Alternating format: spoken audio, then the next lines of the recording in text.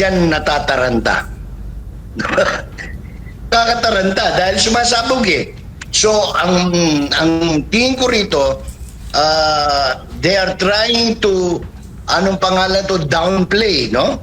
Itong mga expose, hindi naman actually expose, kundi ang paglalahad ng mga official documents sa publiko ni kinatawan Leandro Leviste ng Batangas.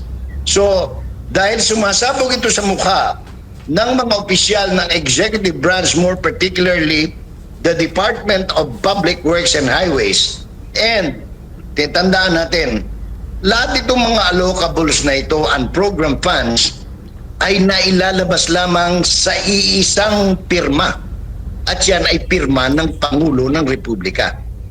It cannot be farm out, it cannot be paid, it cannot be withdrawn unless the President signs the papers, no? Approves the release of the funds under this particular program. The President is an inutil, sabi nga sa English, no? Presidency. Wala nang bisa wala nang naniniwala eh. Paano ka man maniniwala? Oh? Isgutan pa nato ning si Congressman Leviste and DPWA Secretary Vince Dizon. Meron kasing pahayag, no, si Secretary Vince Dizon na sapilitin daw yung pagkuha ng file. Naglabas ngayon ng resibo. Sapilitan daw ang pagkuha ng files doon sa computer, no? Nung minsang pumunta ang kongresista doon sa DPWH. Pero naglabas siya ng files na meron silang palitan ng email. Meron pa nga doon na ayon sa pag-aproba or ayon sa instruction ni Secretary Vince, meron pang lagda ni Secretary Vince, ipinadala sa kanya yung mga ipinost na niya, no, sa social media na mga listahan. Tingin niyo po, same ba kayo ng naging pananaw dito kay Congressman Leviste kung bakit parang ang hirap sa DPWH na either isa publiko? Kasi matagal na pala itong transaction nila. Way back way back September, October pa po na mga usapan pa po nila. And sinasabi rin niya na kung sadyang sapilitan yan, bakit ngayon nyo lang inilabas? Ngayon ay December na po. Manong Jay. Correct. Sa totoo lang, ako sinubaybayan ko yan. As early as nung nag-appear si Mrs. Cabral, no, doon sa Senate Blue Ribbon Committee, panahon ni Senator Marcoleta hanggang sa panahon ni Senator Lacson, no, iisa ang pinagmulan. At I will not be surprised, or I am not surprised, kung itong si Cabral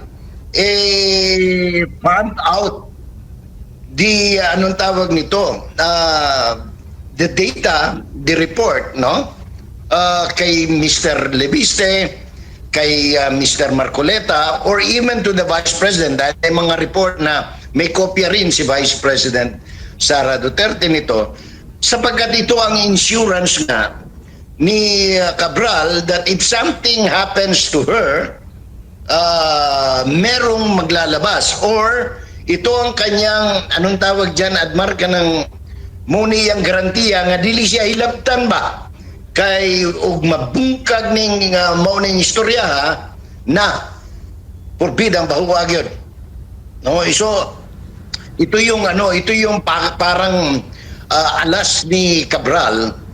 Kaya nga hindi siya magalaw-galaw. Kaya iba-iba ang kwento. Merong inihulog, merong ibang nakita. Ngayon may mga lumalabas naman that she was spotted in Europe, no?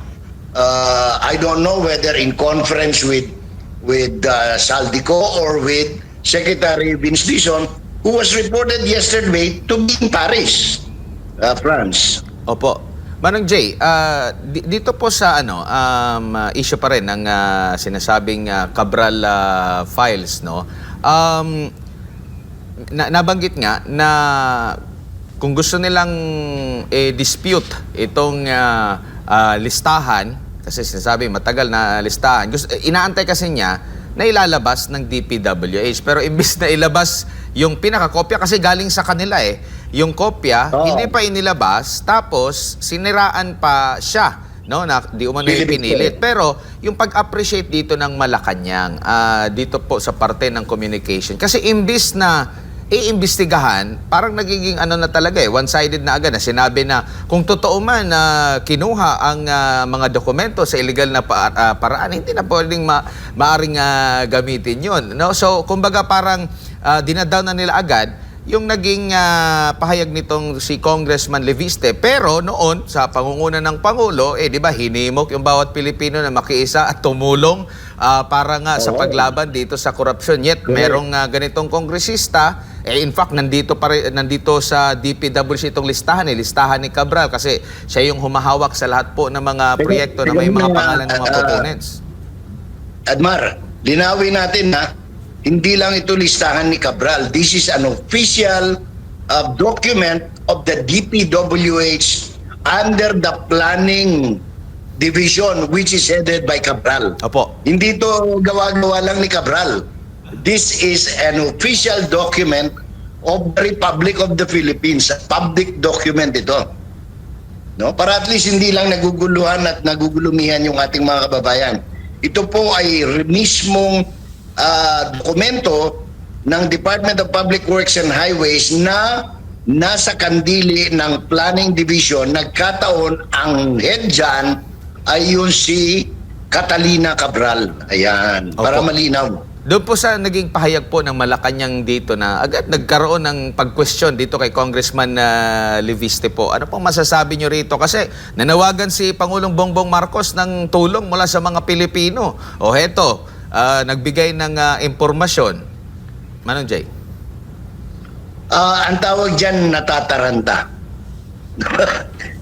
Nakataranta dahil sumasabog So, ang tingin ko rito, they are trying to, anong pangalan to, downplay, no? Itong mga expose, hindi naman actually expose, kundi ang paglalahad ng mga official documents sa publiko ni kinatawan Leandro Leviste ng Batangas.